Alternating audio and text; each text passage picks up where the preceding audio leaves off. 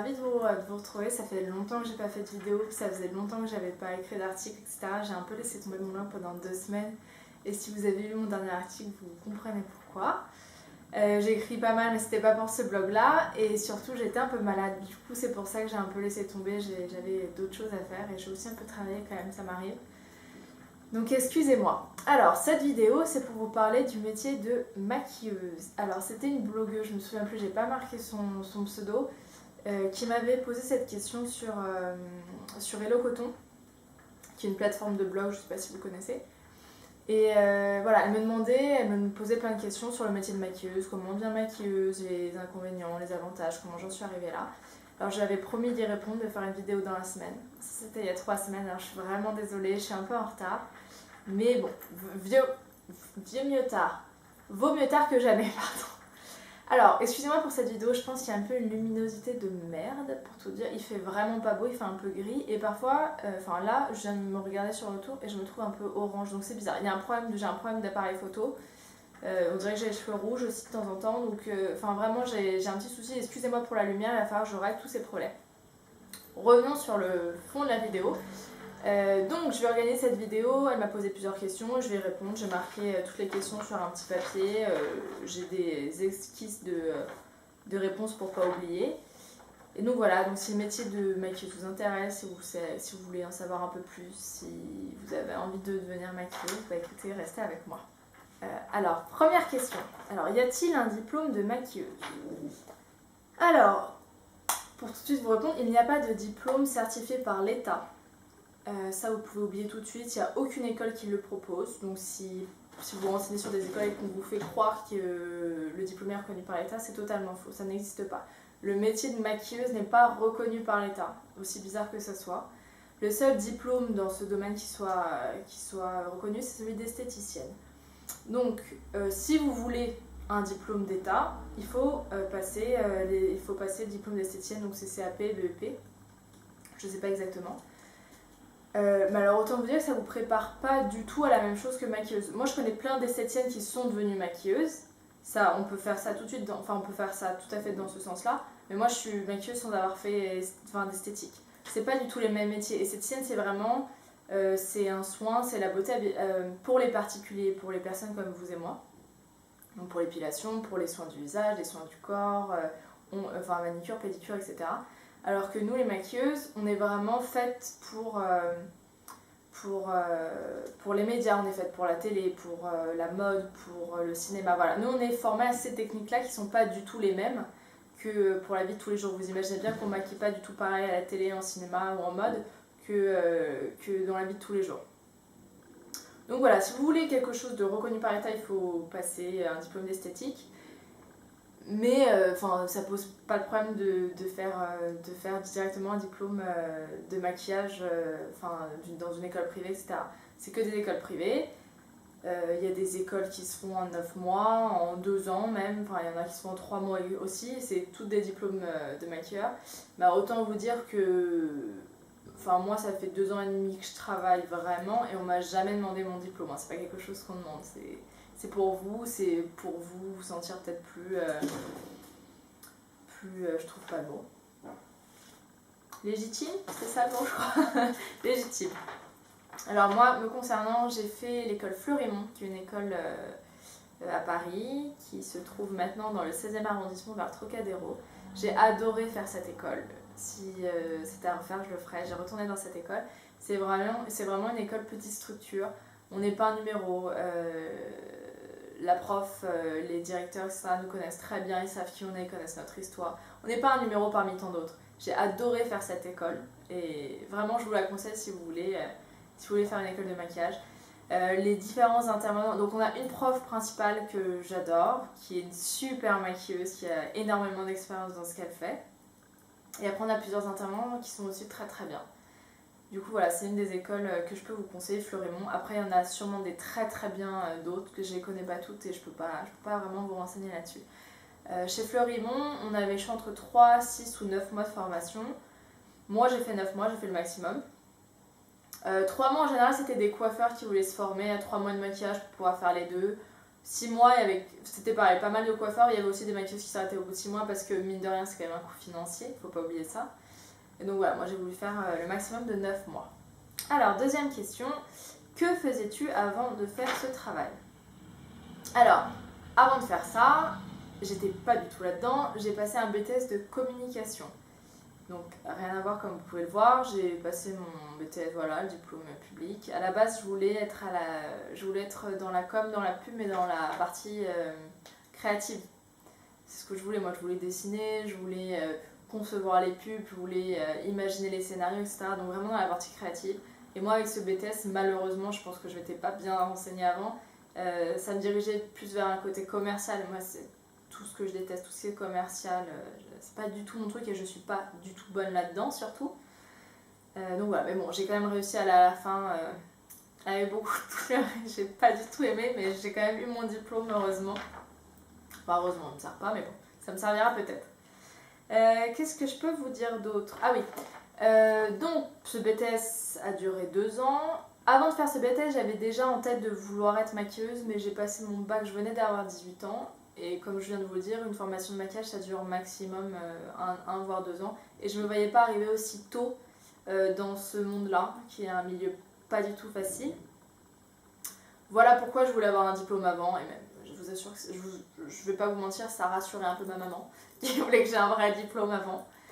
Et bon voilà, ça m'a pas fait perdre de temps parce que je pense que je suis arrivée au bon endroit au bon moment quand il fallait. Donc ça pour ça, j'ai un petit ange, je pense, qui veille au-dessus de moi.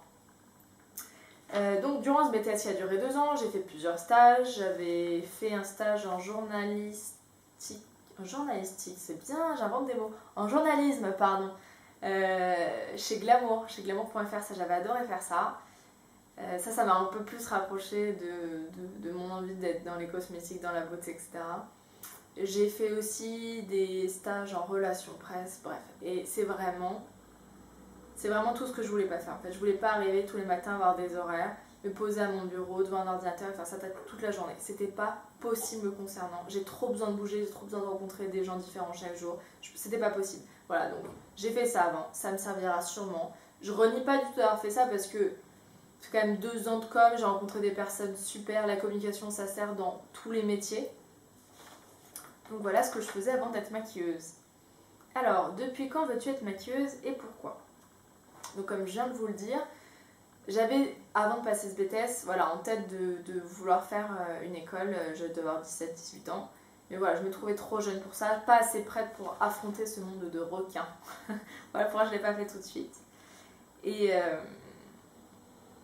pourquoi je voulais être maquilleuse? Bah alors en fait à la base... Alors attendez, je vais voir si j'avais pas répondu plus tard dans les questions. Non, je vais répondre tout de suite. Moi je suis quelqu'un à la base qui suis passionnée par les cosmétiques, la beauté, la mode, enfin vraiment l'univers de filles de toute sa splendeur. Et voilà, donc j'aime la mode, les cosmétiques, la beauté. Je passais mes journées entières quand j'avais 13-14 ans dans les Monoprix, Sephora, etc. pour découvrir tous les nouveaux produits. Mais j'aurais adoré travailler dans la musique aussi, dans le cinéma. Donc voilà, mine de rien, j'avais envie de faire plein de choses différentes. Je voulais être décoratrice aussi, enfin bref, j'avais plein de trucs. Et finalement, mais ça je me rends compte avec le recul, c'est que le maquillage ça a permis de réunir tout ça parce que je travaille en musique, je travaille pour des clips, je travaille dans le cinéma, je rencontre tous les jours des acteurs, des chanteurs, enfin c'est vraiment le métier qui pouvait me faire réunir tout ce que je voulais, tout ce que j'aimais. Et en fait bizarrement, enfin c'est... On pense pas forcément devenir maquilleur, même si on aime le maquillage, et c'est pas un métier qui est si connu que ça parce que c'est très difficile d'y entrer, de travailler, donc je comprends que ce soit pas si connu et si on pousse pas tant les enfants à faire ça. Mais et je crois que c'est un jour en maquillant ma mère parce que j'adorais maquiller toute ma famille, vous savez, pour les Noëls, les fêtes et compagnie. Et moi je suis quelqu'un qui est assez timide, j'ai assez peu confiance en moi. Et elle me dit mais c'est fou comme tu te transformes quand tu me maquilles. Et c'est vrai, du coup je prenais une assurance quand je maquillais, et j'adorais ça. Elle me dit t'as le visage qui se transforme.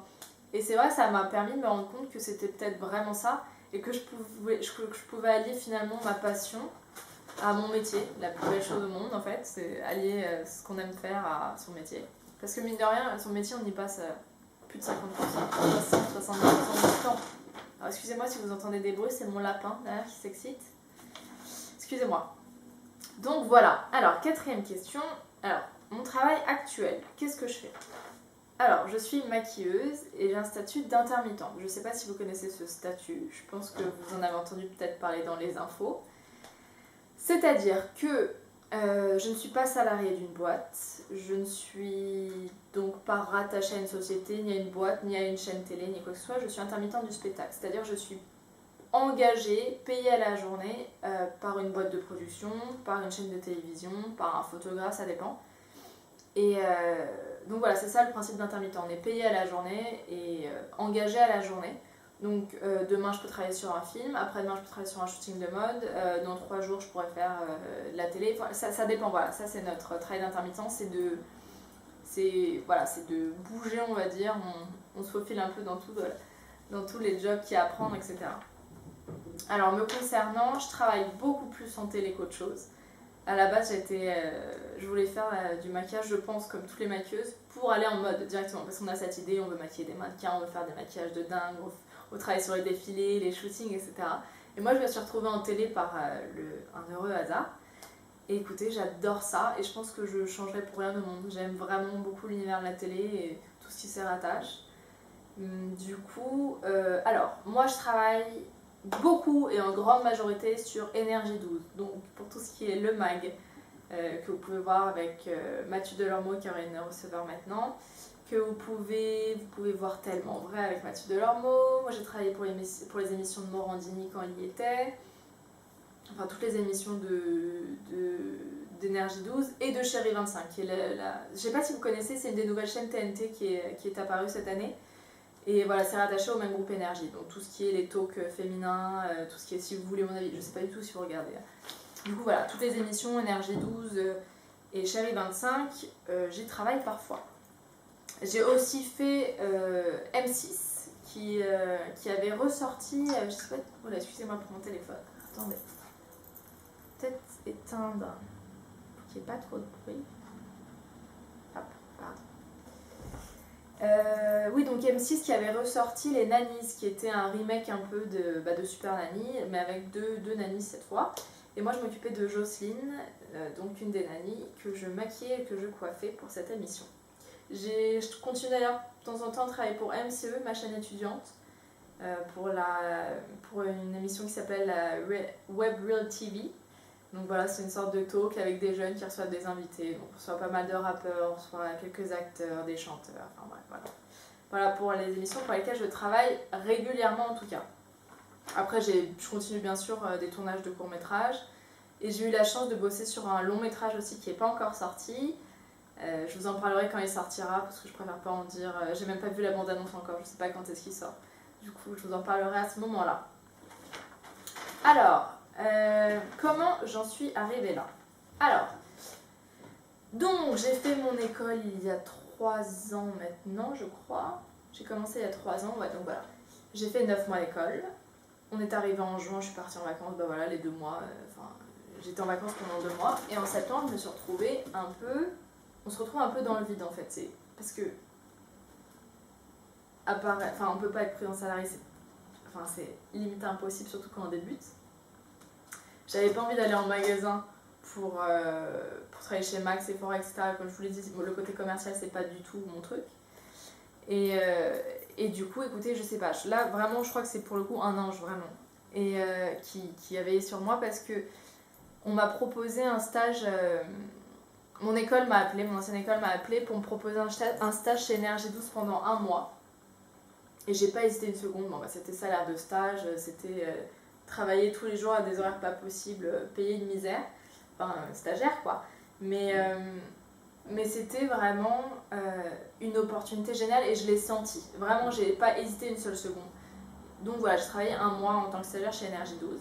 Et en fait, ça s'est tellement bien passé qu'ils ont décidé de me reprendre en intermittente. Et c'est comme ça que tout a commencé. C'est à force de maquiller des gens différents tous les jours, on fait des rencontres, pas mal de relationnels, qui nous appellent sur d'autres projets, sur d'autres émissions. Et voilà, c'est comme ça que tout a commencé pour moi. J'ai vraiment eu énormément de chance, mais vraiment énormément. Et parce que vraiment c'est une question de chance, hein. C'est pas une question de talent, bon, il faut quand même maîtriser un peu ce qu'on fait, mais vraiment c'est ce que j'ai toujours dit, je pense qu'il y a 40% de talent et 60% de chance, de relationnel, etc. dans le métier de maquilleuse. Malheureusement c'est ça, c'est injuste, mais c'est comme ça. Qu'est-ce que je peux vous dire d'autre? Donc voilà comment tout a commencé pour moi. Alors ensuite, les avantages et les inconvénients de ce métier. Je vais commencer par... Par quoi je vais commencer peut-être? Allez, je vais commencer par les inconvénients pour finir par les avantages, ça donnera un petit côté positif. Alors les inconvénients, pas de stabilité. En tout cas, je vous parle de mon statut d'intermittent parce que... c'est-à-dire que, comme vous l'avez compris, je suis embauchée à la journée. Alors là, ça se trouve, là, je suis embauchée pour une semaine, mais pendant 1 mois et demi, je ne vais pas travailler après. On n'a aucune promesse qu'on va bosser, on n'a aucune garantie de travailler en fait. Rien du tout. Pendant 1 an, on peut arrêter de travailler si personne nous appelle. C'est comme ça. Donc il y a 0 stabilité. Pas stabilité, ça veut dire galère pour trouver un appartement. Je vous préviens, pour des contrats de location, les bailleurs qui acceptent des intermittents, des gens qui ne sont pas sûrs d'avoir un loyer tous les mois, dans leur tête en tout cas, c'est très compliqué. Demande de crédit, c'est pareil. Donc voilà, et même personnellement, c'est pas facile de pas savoir de quoi sera fait le mois prochain ou la semaine prochaine. C'est assez compliqué à vivre. Alors, l'autre inconvénient, qu'il y a beaucoup de concurrence. Vous imaginez le nombre d'écoles qu'il y a, alors rien qu'à Paris, il y a énormément d'écoles de maquillage, alors en France encore plus. Le nombre de maquilleurs qui sortent de ces écoles chaque année, chaque mois, et le nombre de places qu'il y a, c'est impossible que tout le monde travaille, c'est impossible. Et c'est ça le problème de ce milieu-là, c'est qu'il y a... les gens disent, les maquilleurs, il y a beaucoup de gens dans ce milieu qui disent que ça bosse pas, c'est pas vrai. C'est juste que c'est souvent les mêmes. Et c'est normal, c'est souvent les mêmes qui bossent parce qu'ils ont leur relationnel, ils ont leur place, ils ont beaucoup de talent. Et du coup, c'est les mêmes qui bossent sur plein d'émissions différentes. C'est comme ça que ça fonctionne. Et c'est pour ça qu'il y a beaucoup de concurrence. Et c'est très compliqué d'entrer dans ce milieu-là et de se faire une place. Ça, voilà, malheureusement, il ne faut pas avoir peur de ça. Alors, des horaires peu communs. Alors, je ne vais pas vous mentir, sur le Mac, par exemple, je peux travailler l'après-midi, donc c'est assez génial. Mais sur un long métrage, on peut me demander de me lever à 3h du matin et que je revienne le soir à 6h du mat le lendemain. C'est possible, c'est des horaires de tournage qui sont un peu aléatoires. Alors excusez-moi, je reviens parce que je me suis rendu compte, après avoir parlé une demi-heure toute seule encore, que mon appareil s'est arrêté. Donc je vais recommencer. Donc j'en étais aux horaires peu communs. Voilà, j'en étais là. Alors aussi, il y a le prix du matos, parce que comme vous l'imaginez, la plupart du matos, c'est nous qui l'achetons. De temps en temps, c'est remboursé sur certaines émissions, sur certains projets, etc., mais pas toujours. Vous imaginez bien que la plupart des pinceaux, c'est nous qui les achetons, la plupart des produits aussi. Et quand je pense à ce qu'il y a dans ma mallette, il y a un bon 1500 € franchement de maquillage. Du coup, ouais, voilà, il faut être prêt à mettre autant. Bon, j'ai pas tout mis d'un coup, hein, c'est vraiment fait au fur et à mesure. Mais c'est vrai que c'est pas mal d'argent à investir pour avoir son propre matériel. Alors ensuite, le dernier point négatif, on va dire, de ce métier-là, c'est le fait qu'il n'y ait pas beaucoup de budget, que les gens ne prennent pas forcément au sérieux en fait. Je mets ça dans le même point, mais c'est pas la même chose. Hein. Vous verrez, si vous voulez faire ce métier, ou vous faites déjà, vous voyez sûrement de quoi je veux parler, des annonces de réal, de photographes, de producteurs qui mettent alors on a besoin d'une maquilleuse pour une semaine de tournage. Alors, on n'a pas de budget, mais bonne ambiance garantie et les repas seront offerts. Ben, c'est super, dis donc. On va payer notre loyer avec ça, avec de la bonne humeur et des repas. Non, franchement, sincèrement, si quelqu'un me regarde, je comprends qu'il n'y ait pas forcément de budget. Et je le comprends, je l'entends. Mais en fait, si personne n'est payé sur le tournage, c'est quelque chose, c'est autre chose. Et ça, c'est à vous de voir si vous voulez participer à ce projet-là. Mais il y a certains tournages où tout le monde est payé, sauf la maquilleuse, et ça, c'est hors de question. Il faut arrêter de croire parce que c'est du maquillage, et qu'en effet, c'est drôle, oui, c'est un peu superficiel, c'est un peu futile, mais hyper nécessaire dans un projet cinématographique ou à la télé, etc. C'est obligatoire une maquilleuse. Il faut arrêter de penser que c'est parce qu'on a une fille qu'on a l'habitude de se maquiller qu'on peut faire sur quelqu'un d'autre gratuitement. Ça ne fonctionne pas comme ça. C'est notre métier, on a le droit d'en vivre, vraiment. Du coup, voilà, vous allez sûrement tomber sur des gens qui vont vous poser qui vont vous demander de travailler gratuitement. Autant refuser tout de suite. Après, c'est différent si vous êtes encore étudiant. Quand on est étudiant, on l'a tous fait, on a déjà travaillé gratuitement avec d'autres étudiants. Et dans ce cas, ça s'appelle des collaborations. Et dans ce cas, il n'y a aucun souci. Bien sûr, on s'entraîne, ça fait de l'expérience, on rencontre plein de nouvelles personnes et il faut le faire un maximum. Mais une fois qu'on est devenu pro, il faut arrêter de travailler gratuitement pour tous les projets. Enfin, il y a un moment où il faut soi-même se prendre un peu au sérieux aussi et mine de rien, ça casse le métier d'accepter de travailler gratuitement parce que du coup, les gens prennent l'habitude et ils ne rémunèrent plus les maquilleuses. C'est le gros souci. C'était mon mini coup de gueule. Voilà, j'arrête maintenant. On va passer aux avantages de ce métier.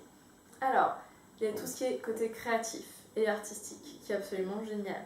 Il y a le fait qu'il n'y ait pas de monotonie. Ça, c'est super. Surtout, enfin, là, je vous parle surtout de mon expérience en tant qu'intermittente et le fait de bouger tout le temps et de maquiller des personnes différentes. Il n'y a pas de monotonie, on voit tous les jours des personnes différentes, des émissions différentes, c'est des films différents, voilà, il n'y a pas de monotonie, il n'y a pas de mauvais quotidien, on va dire. Il y a un côté relationnel et psychologique que j'adore personnellement parce que quand on maquille quelqu'un, mine de rien, c'est très intime comme moment parce que la personne se confie, c'est le moment de détente, voilà, c'est un côté relationnel que j'adore avec dans ce métier-là. Moi qui voulais faire psychologue à un moment, bah voilà, je suis ravie parce que mine de rien, j'en ai un peu besoin dans ce métier-là. Il y a le fait aussi qu'on peut organiser son temps de travail aussi, c'est-à-dire que comme on n'a pas de patron, on est son propre patron, si je veux partir demain en vacances, je peux. J'ai pas besoin de demander de congé, je peux partir comme ça demain, si j'ai pas de projet bien sûr. Bon, après, on en paie les conséquences, c'est-à-dire que bon, pendant une semaine, on sera pas payé, enfin pendant le temps qu'on partira, on sera pas payé, mais c'est nous qui décidons et on fait ce qu'on veut en fait. Ça, c'est le côté que j'aime bien. Même si, enfin, je sais que je pourrais, mais je pars pas tant en vacances que ça. N'imaginez pas que je me fais des week-ends de dingue et je pars en vacances à Tahiti toutes les semaines, c'est pas du tout le cas. Mais au moins, je sais que je peux et rien que ça, c'est une super liberté. Et enfin, bah voilà, je termine. C'est mine de rien un métier très sympa parce qu'un milieu très sympa. Les gens en général sont sympathiques, sont détendus, c'est des ambiances assez sympas. Les techniciens de plateau sont adorables. En général, voilà, c'est une ambiance, c'est pas prise de tête. Bon, après, je vous dis pas que c'est tout rose, on n'est pas dans le monde des bisounours, pas du tout. Mais il y a pire, il y a bien pire. Et enfin, côté salaire, parce que je pense qu'on va me poser la question, effectivement, si on réussit dans ce métier-là, on sera bien payé. On sera très bien payé à la journée. Voilà, comme je vous dis, on est intermittent, on est payé à la journée. C'est-à-dire que je vous donne un tarif, je ne suis pas du tout payé ça. Demain, je peux gagner 700 € d'une journée, mais pendant un mois, ne plus travailler. Ça marche comme ça. Je passe tous les détails du Pôle emploi qui indemnise quand on touche pas certains jours, etc. J'évite ce côté administratif un peu compliqué. On s'en fout, je vous parle du métier de maquilleuse. Donc voilà, maintenant je vais passer à la 7e question. À ton avis, quelles sont les qualités requises pour faire ce métier? Alors, pour moi, il faut être organisé et ponctuel. Organisé dans sa mallette, dans son matos, il faut être quelqu'un d'organisé et ponctuel surtout, c'est-à-dire vraiment arriver l'heure de convocation, ne pas être en retard et surtout ne pas mettre toutes les missions ou tout un plateau télé, tout un tournage en retard à cause de la maquilleuse. Ça, c'est invraisemblable et il faut surtout pas que ça arrive. Du coup, il faut être quelqu'un d'assez ponctuel et minutieux. Alors, il faut être créatif, il faut être soigneuse. Alors, je mets tout au féminin, mais je parle aussi aux hommes. Il y a énormément d'hommes maquilleurs. Il faut être rapide aussi, parce que contrairement à ce qu'on fait à l'école où on met 2 heures pour faire un maquillage, là, on oublie, surtout en télé. Télé et cinéma, on va vite. En mode, on peut mettre un peu plus de temps. Mais en télécinéma, 30 minutes max pour un maquillage de fille. Mais maximum de chez maximum. On oublie les 2h30 qu'on faisait à l'école. Il faut être donc rapide. Bon, politesse et être à l'écoute, ça me paraît évident. Et ça, c'est un peu dans tous les métiers.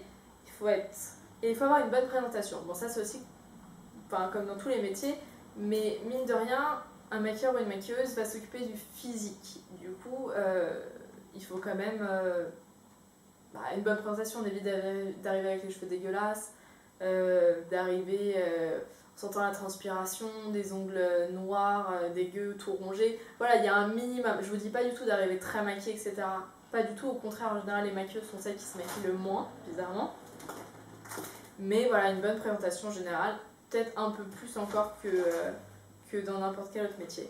Et enfin, pour moi, le point le plus important, c'est pour ça que je le mets en dernier en fait, c'est le fait d'avoir un bon relationnel, d'être à l'aise et surtout à l'écoute des personnes. Donc un bon relationnel et être à l'aise.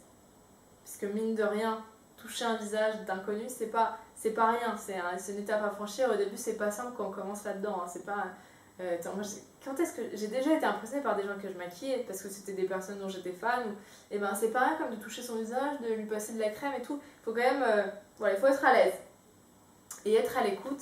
C'est parce que les gens qu'on maquille quand même en général sont des personnes qui ont une image publique, qui sont assez connues et ces personnes-là ont des problèmes aussi personnels, ont des problèmes de stress, comme tout le monde. Et quand elles arrivent dans notre siège de maquillage, parfois elles ont envie de blaguer, elles ont envie de rigoler, de papoter. Dans ce cas-là, c'est à nous aussi d'engager la conversation, de discuter avec elles. Et parfois, il faut sentir, et ça c'est vraiment être à l'écoute, il faut sentir quand la personne n'a pas envie et n'a qu'une envie, c'est d'être dans un silence et de se concentrer sur l'émission, d'être tranquille, de réfléchir, parfois d'être au téléphone, d'être sur son téléphone. D'être un peu tranquille et dans sa bulle. Voilà, c'est à nous de le sentir et de prendre le bon recul à ce moment-là. Alors, 8e question. C'est horrible parce qu'en fait, toutes ces questions, j'ai déjà répondu il y a 5 minutes, mais je suis obligée de les refaire. Donc, je suis désolée si je parais un peu... mais je fais un effort pour faire comme si c'était la première fois que j'y répondais. Alors, ce que tu souhaites faire par la suite. Écoutez, moi, qu'est-ce qu'on peut me souhaiter pour la suite ? Continuer les émissions, continuer avec de nouveaux projets. Qu'est-ce que j'aimerais faire ? Continuer à travailler encore plus. J'aimerais continuer mon blog et mes vidéos parce que c'est quelque chose qui me plaît beaucoup, de partager mes expériences, mes astuces et tout ce que je peux un peu vivre dans cet univers avec vous. Donc sur le blog Easy Blush et sur la chaîne YouTube. Et aussi, mais ça pourquoi pas, mais c'est pour bien plus tard, pourquoi pas une ligne de cosmétiques. Je suis en train d'y penser, pourquoi pas lancer ma propre marque de maquillage, mais bon, ça, c'est dans mes rêves les plus fous, mais bon, il faut bien rêver, non ? Voilà, je fais un effort et je rêve, je me lance loin. Enfin, 9e question, et donc dernière question, quels sont les produits avec lesquels je travaille ? Alors, comme beaucoup de maquilleurs, je pense, je travaille avec des marques pro comme MAC Cosmetics et comme Make Up Forever par exemple. Il y a aussi pas mal de Graftobian, etc. Mais ça, c'est des marques vraiment pro qu'on trouve en magasin pro qui sont pas du tout grand public. Donc on travaille avec des marques comme ça. Mais j'ai aussi, et je pourrais vous montrer, j'ai peut-être 3/4 de produits dans ma valise qui viennent de chez Monoprix ou de chez Sephora. Vraiment, hein. J'ai énormément de Bourjois, j'adore cette marque. J'ai énormément de Revlon, dont je suis fan des fonds de teint, mais vraiment ça je vous les conseille vivement. Urban Decay que j'adore pour les fards. Y a Rimmel qui est pas mal du tout aussi. Il y a plein de bons produits, vraiment des très bons produits en drugstore, comme diraient les Américains, supermarché, etc. Vraiment, il faut juste bien les choisir. Moi, j'ai choisi différemment. Par exemple, pour travailler, je prends pas tous les mêmes produits que moi j'utilise pour moi parce que en télé, on accepte. La télévision n'accepte aucune brillance, on va dire, donc on oublie tout ce qui est un glowy, brillant, les blushs à paillettes, on oublie tout ça, c'est pas possible en télévision. Il faut vraiment des trucs assez mat, assez peut-être un peu plus épais, un tout petit peu plus épais que dans la vraie vie, voilà. Mais on peut trouver plein de super bons produits chez Monoprix, chez Sephora, vraiment aussi bien que des marques pro. Du coup, voilà, c'était mes questions sur le métier, c'était mes réponses, questions sur le métier de maquilleuse. J'espère que ça vous a plu, j'espère que ça a répondu surtout à vos interrogations, questions que vous posez. Si vous en avez d'autres, n'hésitez pas à me les poser en commentaire. N'hésitez pas à aller sur mon blog si vous voulez m'envoyer un mail pour me poser plusieurs questions, il n'y a aucun souci, il y a un petit onglet contact. Il n'y a aucun problème, je suis vraiment ouverte à toutes les questions. Je ferai peut-être une autre vidéo pour y répondre ou je répondrai par commentaire ou par un article, pourquoi pas. N'hésitez pas à vous abonner à ma chaîne aussi si vous voulez être tenu au courant des vidéos que je mets, vous abonner à mon site tant qu'à faire. Et écoutez, voilà, j'ai plus qu'à vous souhaiter une très bonne journée. Je vous embrasse.